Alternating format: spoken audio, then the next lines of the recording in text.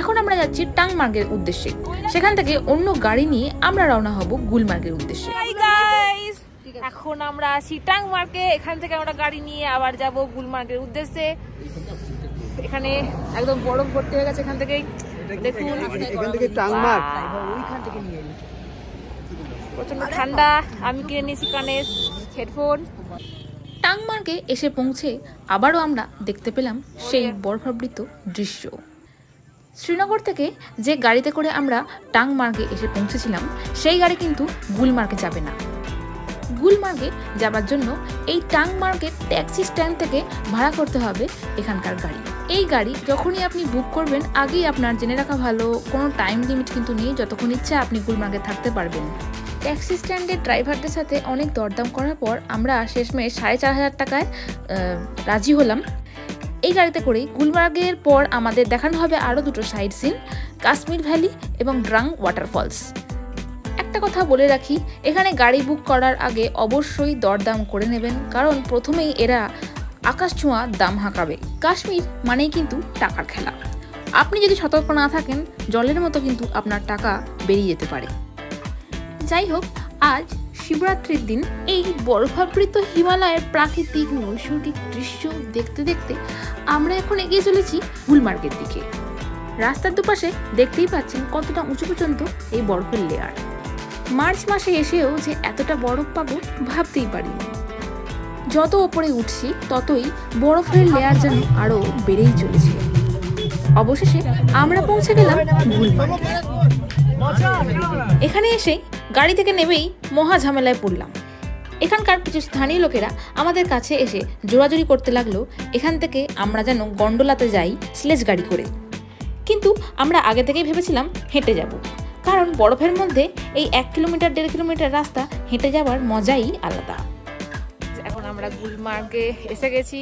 এখান থেকে আমরা জুতো ভাড়া করে নেব এবং তারপরে আমরা হাঁটবো এখান থেকে 1.5 কিলোমিটার হেঁটে আমাদের গন্ডোলা রাইড।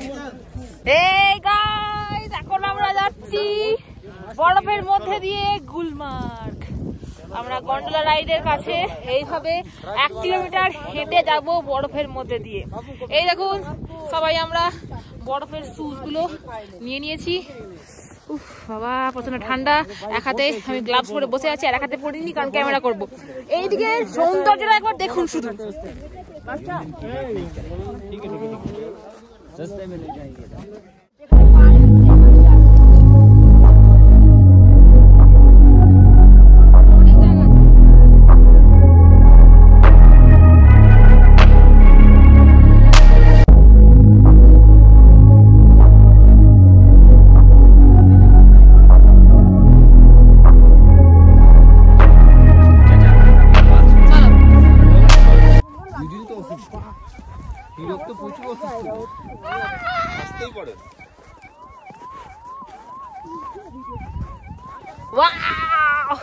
বরফের সমুদ্রে চলে এসেছি। কেমন লাগছে? দারুণ দারুণ কাশ্মীর এনজয়, জীবনের সব থেকে সেরা জিনিস, সব থেকে সেরা বেড়াতে যাওয়া, সেরা ট্যুর আমাদের এটা। জান্নাত মানে সত্যিই জান্নাত, এখানে না এলে বোঝা যাবে না। গুলমার্গের এই উপত্যকায় বিভিন্ন ধরনের অ্যাক্টিভিটিগুলো দেখতে দেখতে আমরা এগিয়ে যাচ্ছিলাম গন্ডোলা রাইডের দিকে। আমাদের চারপাশে তখন প্রচুর মানুষের ভিড়। কেউ স্কেটিং করছে, কেউ স্লেজ গাড়িতে যাচ্ছে। ছোটবেলায় বইয়েতে পড়েছিলাম স্লেজ গাড়িতে টানে কুকুরে, কিন্তু এখানে আপাতত আমরা মানুষকেই দেখতে পাচ্ছি স্লেজ গাড়ি টানতে। ওই যে উপরে যাবে, দিদির পিছনে কুকুর। এতক্ষণ পুরো জায়গাটা মেঘে ঢাকা ছিল। হঠাৎ দেখি চারিদিক ঝলমল করে উঠেছে সূর্যের আলোয়। গল্প করতে করতে আমরা সবাই এগিয়ে চলেছিলাম। হঠাৎ এই বরফের সমুদ্রের মধ্যে উদয় হলো চপারের শব্দ। দূরের ওই বরফাবৃত গাছের উপর দিয়ে হঠাৎ এক হলুদ চপারের উদয় হলো এই বরফ সাগরে। চারিদিক শ্বেত শুভ্র এবং তার মাঝখানে এই হলুদ চপারের উপর সূর্যের আলো পড়ে এত সুন্দর লাগছিল সেই দৃশ্য যে কি বলবো।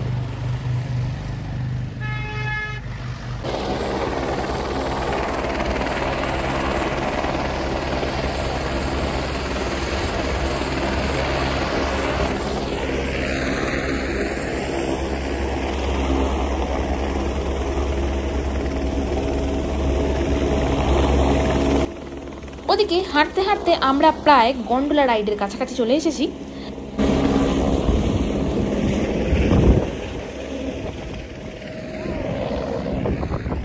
চপার তখন গুলমার্গ ছেড়ে বেরিয়ে যাচ্ছে। দেখুন ওই পাহাড়ের গাছের উপর বরফ পড়ে কি সুন্দর লাগছে। অবশেষে আমরা চলে এলাম গন্ডোলা রাইডের এন্ট্রি পয়েন্টে। এখানকার গাছগুলোর ওপর আর ওই বিল্ডিংগুলোর ওপর এত সুন্দরভাবে বরফ পড়েছে যেন মনে হচ্ছে কেউ সাজিয়ে দিয়েছে। আর ঠিক মনে হচ্ছে যেন আমরা ডিজনিল্যান্ডে চলে এসেছি। এক অসাধারণ সুন্দর নৈসর্গিক দৃশ্য, যা ভাষায় প্রকাশ করা যায় না। যাই বলুন না কেন, বরফাবৃত গাছগুলো কিন্তু দারুণ সুন্দর দেখতে লাগছে। গন্ডোলা রাইডের এন্ট্রি গেট দিয়ে ঢুকে আমরা দেখলাম মোটামুটি ভালোই লাইন আছে, যদিও খুব একটা বেশি না বললেই চলে। এখন আমরা দাঁড়িয়ে আছি লাইনে, আমরা এখন রেডি গন্ডোলা রাইডের জন্য। গন্ডোলা রাইড একটা লাইন, লাইনের পাশাপাশি কিন্তু রেস্ট নেওয়ার জন্য বসার জায়গা দেওয়াই আছে। আপনারা মাঝে মাঝে রেস্ট নেওয়ার জন্য বসে যেতেই পারেন। গন্ডোলা রাইডের টাইমিং স্ক্রিনে দেওয়া আছে, দেখে নেবেন এবং অবশ্যই অনলাইনে টিকিট কেটে আসবেন। আগে অপশন ছিল অফলাইনে টিকিট কাটার, কিন্তু এখন কোনো অপশন নেই অফলাইনে টিকিট কাটার। অনলাইনে টিকিট কাটার জন্য বুকিং লিঙ্ক দেওয়া আছে নিচে ডেসক্রিপশানে।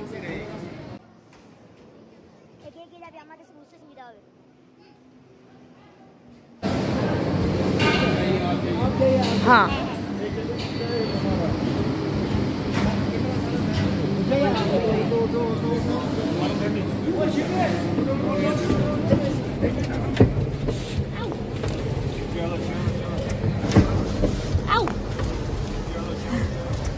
নতুন নতুন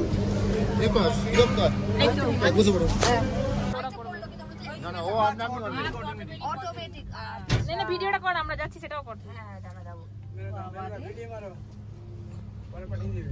জয় বাবা। আমরা এখন গন্ডোলা পড়েছি।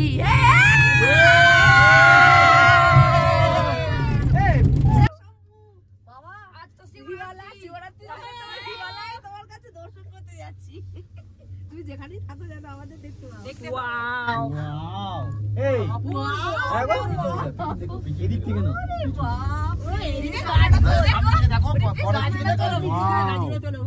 গাছগুলো দেখো, সব গাছে পড়েছে।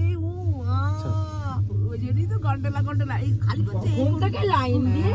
এই গাছটা দেখো, মাথা দেখো পা পর্যন্ত তুলে বেরোবো একবারে, কি সেই ডগা পর্যন্ত সব গাছগুলো। তুমি আসো না আমার মেয়েদিকে মুখটা ছবি তুললাম।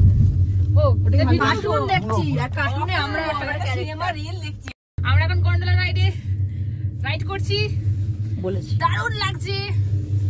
গাছে পাতায় বরফ জমে আছে, সামনে থেকে তোলো বরফ, মানে জাস্ট গাছগুলো তোলো, গাছগুলো খালি ওয়াও, জাস্ট ওয়াও। অবশেষে আমরা চেপেছি গন্ডোলার কেবল কারে। সেই আনন্দ উচ্ছ্বাস তো আপনারা দেখতেই পাচ্ছেন। অনেক আগে থেকেই আমরা এক্সাইটেড ছিলাম আজকের এই দিনটার জন্যে। আস্তে আস্তে আমরা উপরের দিকে উঠছি। এখন আমরা যাচ্ছি গন্ডোলার ফার্স্ট ফেজে। এই উপর থেকে যেদিকে দুচোখ যায় সেদিকেই বরফ। এতদিন পর্যন্ত মোবাইলের পর্দাতেই দেখেছিলাম, আজ সচক্ষে উপলব্ধি করছি।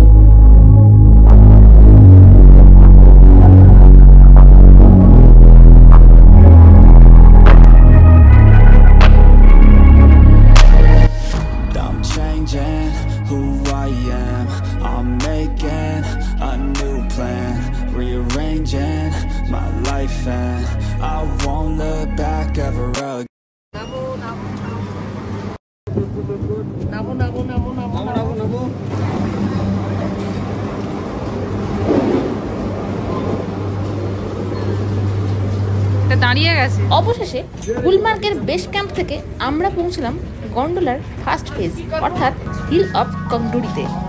যেন স্বর্গদ্বার দিয়ে আমরা প্রবেশ করলাম স্বর্গে, জান্নাতে ইস্ক।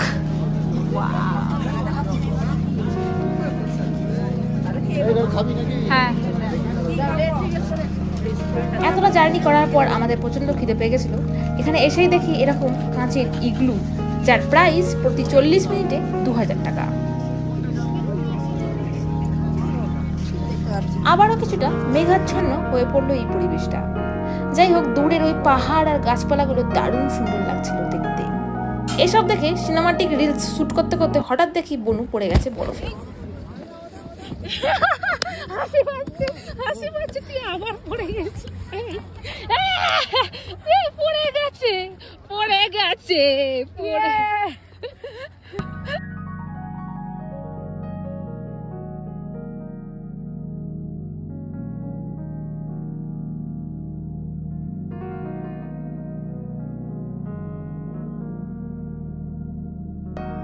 তবে এখানে খিদে পেলে আপনারা খাবারের দোকানও পেয়ে যাবেন, বিভিন্ন ধরনের মোমো, সুইট কর্ন, ম্যাগি, যা ইচ্ছা তাই খেতে পারেন। মাথায় রাখবেন প্রাইস কিন্তু খুবই হাই থাকবে। এখন আছি আমরা গুলমার্গে। ফার্স্ট ফেজ পর্যন্ত আমরা এসেছি। ফার্স্ট ফেজ পর্যন্ত, এইটা হচ্ছে ফার্স্ট ফেজ পর্যন্ত, এই যেটা যাচ্ছে এটা হচ্ছে সেকেন্ড ফেজ। এখানকার ম্যাগি খাওয়ার খুব ইচ্ছা ছিল, কিন্তু প্রাইস শুনে আর খাওয়া হলো না। তো আপনারাও দেখে শুনে খাবেন। আমাদের গুলমার্গ ঘোরা কমপ্লিট। এবার আমরা যাবো আবার নিচে। দাঁড়াও আগে আসুক এখানে।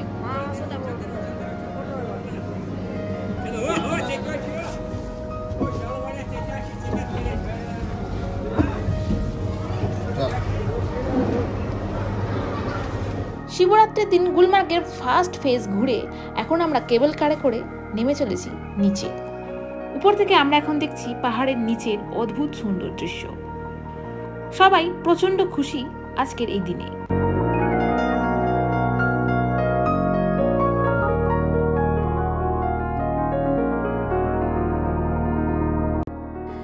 চলে এলাম আমরা আমাদের গুলমার্গের বেস ক্যাম্পে।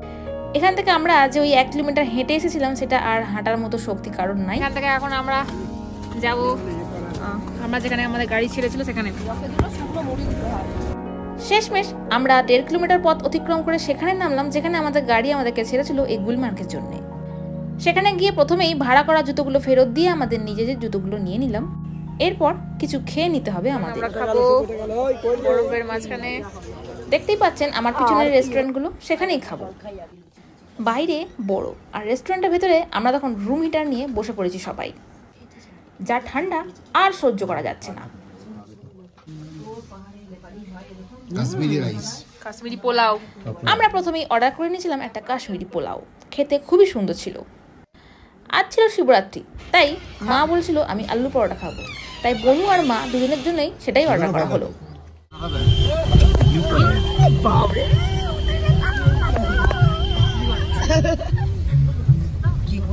গাইস, এখন আমরা এসে গেছি ড্রাং ওয়াটারফলস। প্রচন্ড ঠান্ডা, বাবারে নামছি 1 ডিগ্রি, এখানে প্রচন্ড বরফ, পুরো স্লিপ কাটছি। বাবারে এই যে পিছনে ওয়াটারফলস। আমার মা তো অনেকবার ধুপধাপ করে পড়ে গেছে। এই ঝর্ণাটা একবার ভালো করে লক্ষ্য করুন। মাঝখানের কিছুটা অংশ তখন ঝর্ণা হয়ে ঝরে পড়ছে, আর তার চারপাশের কিছুটা অংশ দেখুন ঝর্ণার জল পড়তে পড়তে সেটা বরফের মতো জমে গেছে। এই সব কিছু টম এন্ড জেরির কার্টুনেই দেখেছিলাম, এখন বাস্তবেও দেখছি, তাই অদ্ভুত লাগছে। প্রচন্ড ঠান্ডা, আমরা কাঁপছি। হ্যাঁ হ্যাঁ, এখান থেকে তাড়াতাড়ি বেরিয়ে যাওয়া, কথা বলতে পারছি না, চল দেখে চল। এখান থেকে তাড়াতাড়ি বেরিয়ে ডান দিকে কাশ্মীর ভ্যালি দেখতে দেখতে আমরা এখন ফিরে চললাম। এখন এসে গেছি টাংমার্গে আবার। এখান থেকে আমাদের যে গাড়ি বুক আছে পুরো ট্যুরের জন্য, সেই গাড়িতে উঠে আমরা এখন যাব শ্রীনগরের উদ্দেশ্যে। আজ যেহেতু শিবরাত্রি, শ্রীনগরে পৌঁছে ডাল গেটের উল্টো দিকে আমরা চলে এসেছিলাম এই শিব মন্দিরে।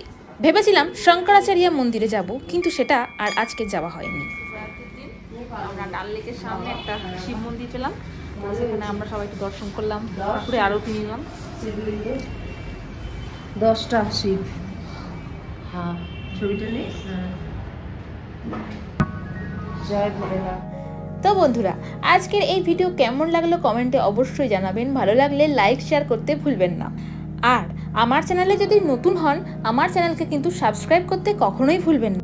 তো আজকের মতো বাই, দেখা হচ্ছে পরের ভিডিওতে।